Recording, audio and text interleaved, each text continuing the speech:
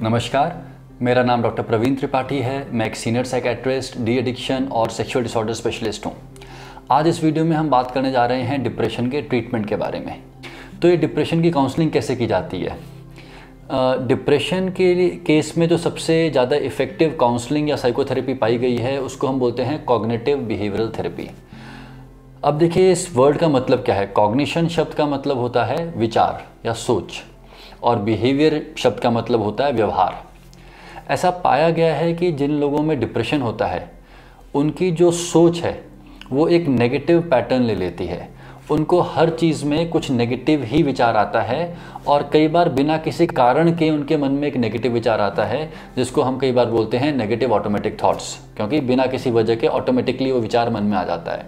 जैसे कि मान लीजिए एक पेशेंट है डिप्रेशन के, और वो रोड पे चल रहे हैं और सामने से मान लीजिए उनका कोई जानकार सामने से आ रहा है, और हमारे पेशेंट ने से हाथ हिलाया हाय करने के लिए, बट वो जानकार देख नहीं पाया, वो सीधा निकल गया।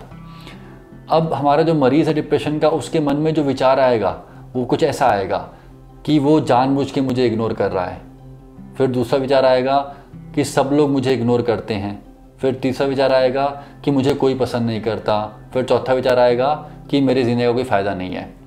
तो जैसे कि आप देख रहे हैं कि एक नॉर्मल सिचुएशन जहाँ पे सामने वाला इनको देख नहीं पाया था, उसको इनका जो एक्सप्लेनेशन मन में आया वो बहुत ही नेगेटिव था।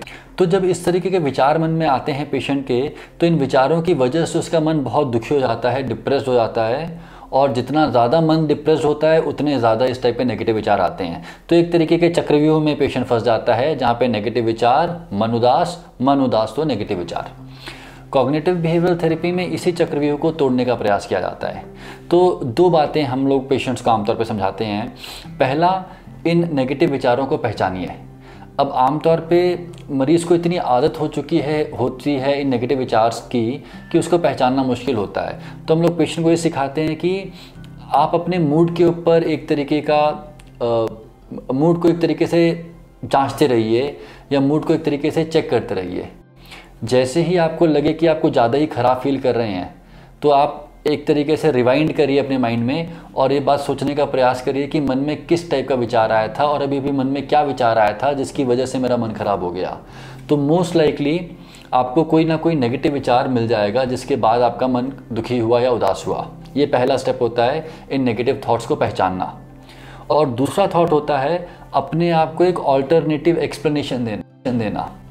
जैसे कि इस केस में जो हमने एग्जांपल लिया, अगर पेशेंट हमारे पास आता है और हम उससे बोलते हैं कि आपको आज सुबह कब ख़राब लगा था, तो वो बताएगा कि मैं रोड पे चल रहा था तो मुझे ख़राब लगा था। तो हम पूछेंगे अच्छा उस टाइम पे क्या हुआ था, तो बोलेगा कि मैं चल रहा था, सामने से कोई आया और उसने मुझे हाई नहीं किया। तो फिर हम पूछेंगे कि अच्छा जब उसने आपको हाई नहीं किया तो उसके मन में क्या विचार, तो उस टाइम आपके मन में क्या विचार आया था? तो फिर वो बताएगा कि मुझे ऐसा विचार आया कि कोई मुझे पसंद नहीं करता, और मुझे कोई भी मेरा दोस्त नहीं बनना चाहता।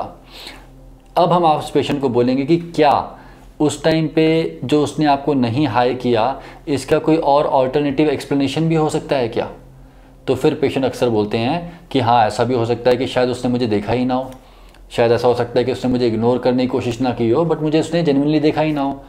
और फिर हम उससे पूछते हैं कि अगर आपके मन में ये विचार आया होता उस टाइम पे कि शायद वो मुझे देख नहीं पाया, तो क्या आपको इतना ख़राब फील होता? तो पेशेंट का जवाब होता है कि नहीं, उतना ख़राब फील ना होता। तो हम पेशेंट्स को वही समझाते हैं कि पहले इस बात को ढूंढिए कि किस टाइप के नेगेटिव विचार आपके मन में आ रहे हैं, और दूसरा उसको चेंज करने का प्रयास करिए।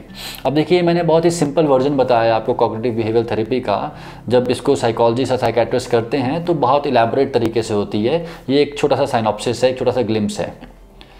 तो ये बताने का मकसद ये है कि कई बार लोगों को लगता है कि साइकोलॉजिस्ट या साइकेट्रिस्ट काउंसलिंग में ऐसा क्या ही बता देंगे, और हमें तो खुद सब कुछ पता ही है। बट देखिए, ऐसा नहीं होता। जो काउंसलिंग होती है, जो साइकोथेरेपी होती है, वो एक प्रॉपर स्ट्रक्चर्ड तरीके से होती है।